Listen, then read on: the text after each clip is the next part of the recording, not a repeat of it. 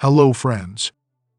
The 688th day of the war between Russia and Ukraine continues.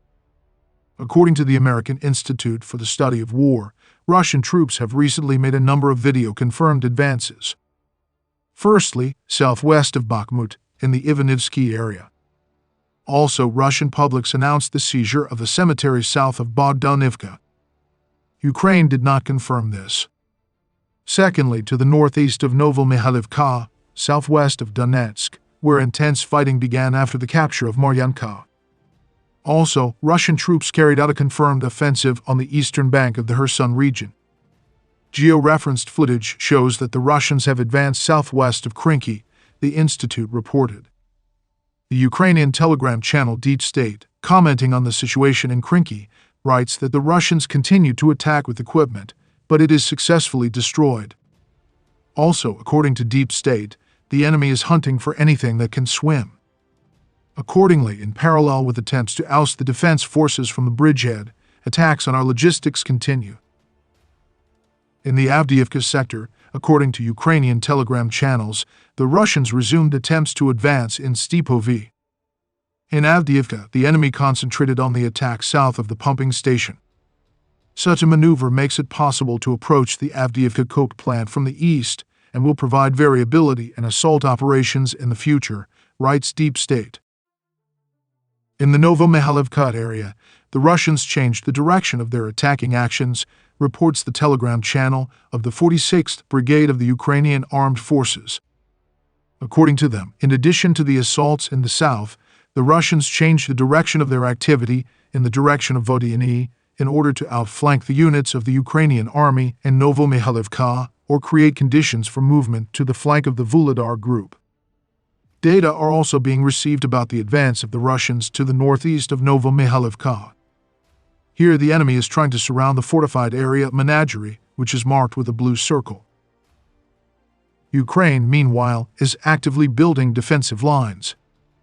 In northern Ukraine, they were shown by the commander of the joint forces, Nav. Trenches, dragon's teeth, and barbed wire are being built. The work is carried out using both construction equipment and shovels. And Reuters published a report from the construction of defensive lines of the Ukrainian armed forces near Kupiansk. Rows of white concrete barricades and coils of razor wire stretch across an open field for more than a kilometer. Under the cover of darkness, trenches with simple living quarters are dug. Artillery rumbles nearby. The publication describes the picture. A military engineer with the call sign Lizard said that they usually drop dragon teeth first, then coils of barbed wire, and then mines if they use them. Another soldier, Lynx, added that Ukraine is trying to use as few mines as possible to avoid leaving dangerous munitions on its territory. A few hundred meters beyond the dragon's teeth, work is underway to expand the network of trenches for personnel, reinforced with wooden beams, where living quarters and wooden bunk beds are located. I think most of these barriers should have been built much earlier, perhaps in the spring. It takes too long, he said. Ukraine has stepped up such construction work in recent months, transferring its military operations against Russia to a more defensive basis. At the same time, Ukrainian military telegram channels showed a video of Russian fortifications filmed by the Russians themselves. An extensive trench system is visible, hundreds of meters long, up to 2 meters deep and up to 1.5 meters wide, which allows two soldiers and equipment to move freely and easily miss each other. The passages of the connections are blocked, which allows you to move hidden, including from a thermal imager, and maintain a stable air temperature and microclimate. There is electricity and a drainage system, which makes flooding and the formation of a swamp impossible. Camouflage positions for shooters, foxholes for protection from artillery fire. Ukrainian soldiers say that the Russian army pays great attention to building defensive fortifications and spends a lot of resources on it. When Russians take up positions, they immediately start digging, chopping, working with saws and construction equipment. They also have people who are purely engaged in digging and arranging trenches, and not like our fighters and storm and build and deal with all other issues. Show me something similar here, And why is the entire third line of defense of the Ukrainian armed forces still not equipped like this? write Ukrainian Telegram channels.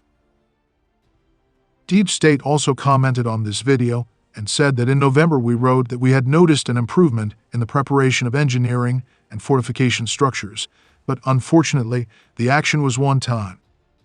Negligence in the construction of defense lines continues. Even in the most threatening areas, where the enemy has a chance to enter the operational space, the defense system leaves much to be desired. Engineering and fortification structures are the life of our soldiers, so if these words provoke inspections and bring to justice those who should provide defense and did not do so, this will be a big step forward, writes Deep State.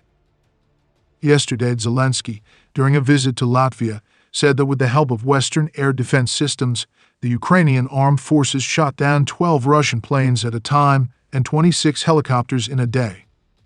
He did not specify when or where this happened.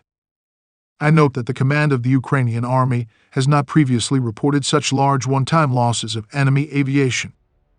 The Air Force does not know for sure what kind of destruction of aviation the president announced. Air Force Speaker Ignat suggested that we are talking about the destruction of aircraft at airfields and not shooting down in the air. I wouldn't like to comment too much on the president's words. Everyone understands perfectly well what we're talking about. They didn't shoot down, apparently, but destroyed. Shooting down is more of a concern in the sky, Ignat said. Friends, this channel exists solely thanks to your support. If you have the opportunity and desire to support the channel, I will be very grateful to you. Thank you very much and see you in the next video.